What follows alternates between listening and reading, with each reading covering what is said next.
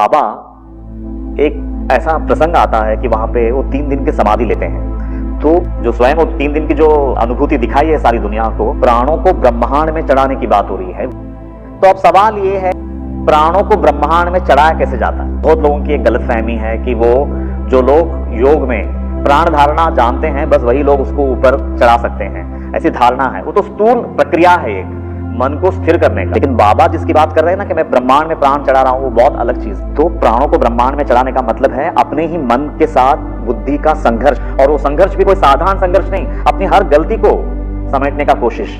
और मन का काम है 24 घंटा गलतियां करना। वो कभी वासनाओं में फंसती हैं, तो कभी विकारों में फंसती हैं, तो दुनिया भर का झंझाल है, उसी को शायद माया कहा गया है। शायद नहीं, बल्कि मन को ही माया कहा गया है। तो फिर वो मन को अगर संस्कारित करना है तो फिर बुद्धि को इतना प्रखरता से उसके ऊपर काम करना होगा। और ये संघर्ष अगर मन के साथ अगर हमने लोहा ले लिया है तो फिर वो कुछ क्षणों का संघर्ष नहीं है, जीवन भर का संघर्ष है।